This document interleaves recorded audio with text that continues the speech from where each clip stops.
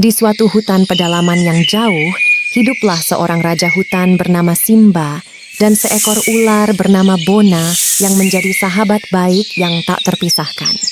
Meskipun terdengar ganjil, keduanya tak pernah terpisahkan dan sering menjelajahi hutan bersama, menghadapi petualangan yang kadang-kadang mengejutkan binatang lainnya. Meskipun hewan-hewan lain di hutan itu seringkali takut kepada Simba, karena kekuatannya yang luar biasa, Bona adalah salah satu hewan yang tidak merasa takut kepada Simba. Mereka berteman sejak kecil dan memiliki ikatan persahabatan yang sangat kuat. Suatu hari, ketika matahari mulai terbenam, tanpa mereka berdua sadari, beberapa pemburu sedang berkeliaran di tengah hutan ketika Simba dan Bona bersama-sama sedang menjelajahi hutan untuk mencari makanan. Namun, takdir berkata lain. Mereka tak sengaja menemui perangkap yang telah diletakkan oleh seorang pemburu tanpa mereka sadari. Ketika mereka menginjaknya, jebakan melepaskan jeratan yang menangkap tubuh Bona. Simba yang segera menyadari apa yang terjadi, berusaha secepat mungkin mengeluarkan Bona dari jeratan tersebut. Tetapi sayangnya, luka-luka yang dalam telah diberikan oleh pemburu itu sangat fatal. Bona terluka parah dan tak bisa diselamatkan. Saat-saat terakhir, Bona berkata pada Simba dengan susah payah, "Simba, sahabatku yang baik, janganlah meratapi kematianku. Ini adalah takdir. Ingatlah selalu persahabatan kita dan jangan biarkan amarah menguasai hatimu. Aku akan selalu menjadi bagian dari hutan ini, mengawasimu dari langit." Simba menangis saat mendengar kata-kata terakhir Bona. Pemburu itu kemudian datang dan melihat Bona yang tak bernyawa. Dia ingin mengambil kulit ular malang itu untuk dijual. Simba, yang masih dalam kesedihan, menghadapi pemburu dengan pandangan penuh kemarahan. Pemburu itu mengambil kulit Bona dan pergi begitu saja meninggalkan Simba yang masih meratapi kehilangan sahabatnya.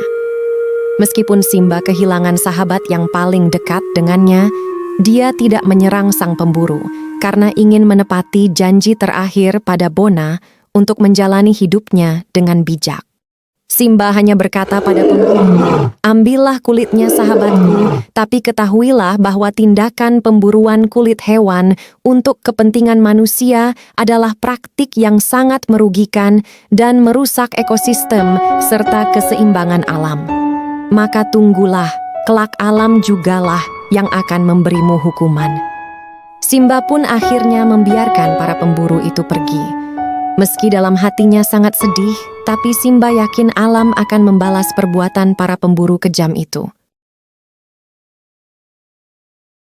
Beberapa bulan setelah pemburu itu membunuh ular Bona dan mengambil kulitnya, mereka kembali melanjutkan perburuan di hutan yang sama.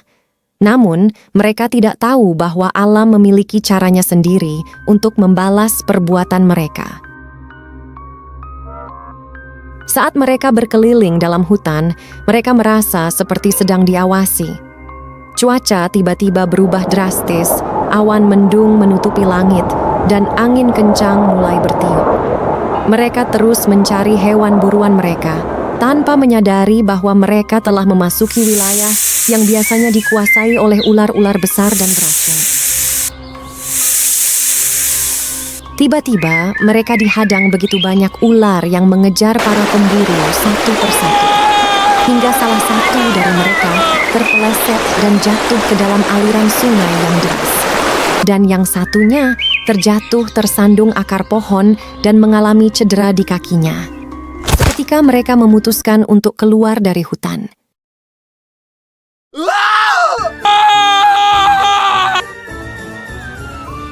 Tak lama setelah itu, pemburu-pemburu itu akhirnya berhasil keluar dari hutan dengan kondisi lemah dan penuh penyesalan. Mereka menyadari bahwa mereka telah melakukan kesalahan besar dengan membunuh para ular dan merusak ekosistem hutan. Mereka mulai merenung dan berbicara tentang memahami kebijaksanaan alam dan perlunya menjaga keberlangsungan alam. Pelajaran berharga bahwa alam memiliki caranya sendiri untuk membalas perbuatan manusia yang merusaknya. Kejadian itu merubah pandangan mereka, dan mereka berjanji untuk hidup lebih bertanggung jawab dan menjaga alam serta makhluk-makhluknya. Kisah ini mengajarkan kita tentang pentingnya persahabatan yang kuat dan kesetiaan dalam menghadapi cobaan hidup. Meskipun kita bisa mengalami kehilangan yang pahit, kita harus selalu menghormati dan mendengarkan nasihat yang telah diberikan oleh sahabat-sahabat yang menyayangi kita.